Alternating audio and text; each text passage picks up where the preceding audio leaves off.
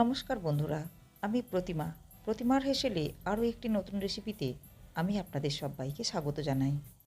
আজ আমি আপনাদের সাথে শেয়ার করব ফুলকপির মুচমুচে পকোড়া। রেসিপিটি বানানো খুবই সহজ আর খেতেও হয় খুবই টেস্টি। দেখে নেওয়া যাক ফুলকপির পকোড়া কিভাবে বানাবো।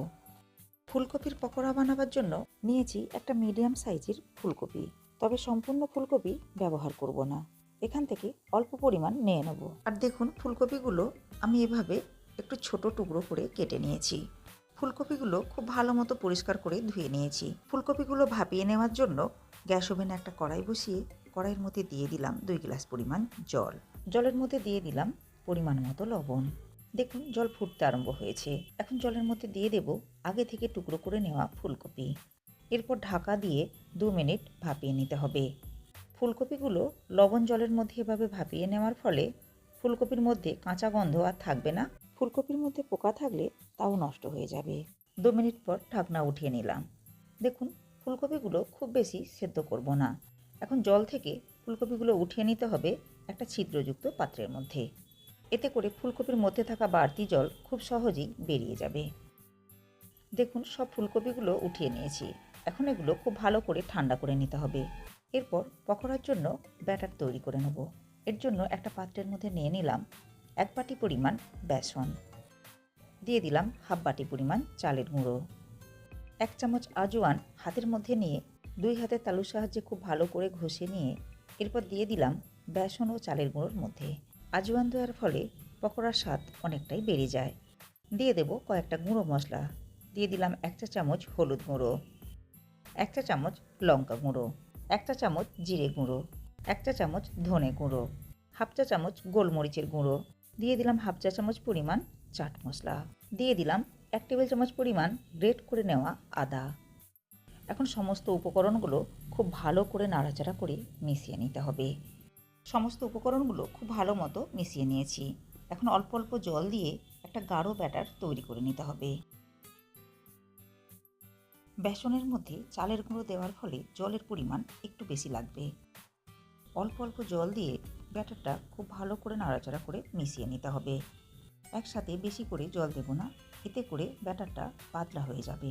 এভাবে অল্প অল্প জল দিতে হবে আর নাড়াচাড়া করে খুব ভালো করে মিশিয়ে নিতে হবে।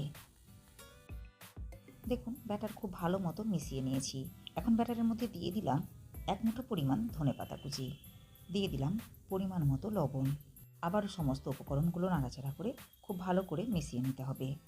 দেখুন, ব্যাটার অনেক বেশি ঘন হয়ে গিয়েছে, সেই জন্য অল্প পরিমাণ জল মিশিয়ে ব্যাটার পাতলা করে নিতে হবে।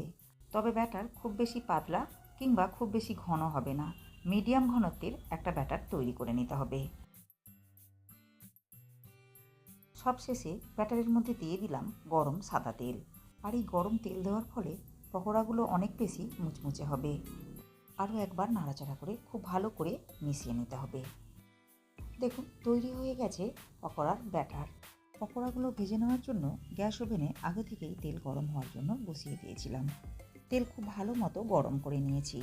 এখন আগে থেকে সেদ্ধ করে নেওয়া ফুলকপিগুলো বেসনের ব্যাটারে খুব ভালো করে কোট করে নিয়ে দিয়ে দিতে হবে গরম তেলের মধ্যে। দেখুন, এভাবে ফুলকপিগুলো বেসনের ব্যাটারে খুব ভালো করে কোট করে নিতে হবে।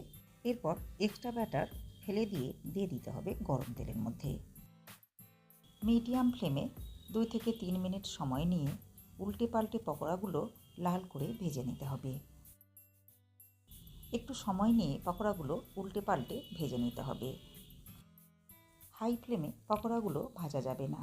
হাই ফ্লেমে পকোড়াগুলো ভেজে নিলে পকোড়ার বাইরের কালার খুব সহজেই চলে আসবে আর ভেতরটা ভালো মতো ভাজা হবে না। দেখতেই পাচ্ছেন, পকোড়াগুলো খুব ভালো মতো ভেজে নিয়েছি। এখন তেল ঝরিয়ে উঠিয়ে নিতে হবে অন্য একটি পাত্রে। পরের ব্যাচের পকোড়াগুলো এভাবেই ভেজে নিতে হবে।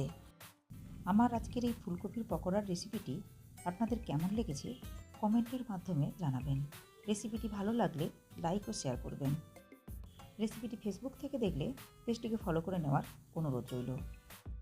ইউটিউব থেকে দেখলে চ্যানেলটাকে সাবস্ক্রাইব করে পাশে থাকা বেল আইকনটি প্রেস করে নেওয়ার অনুরোধ রইল।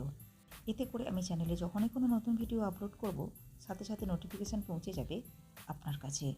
ভালো থাকবেন, সুস্থ থাকবেন। ধন্যবাদ।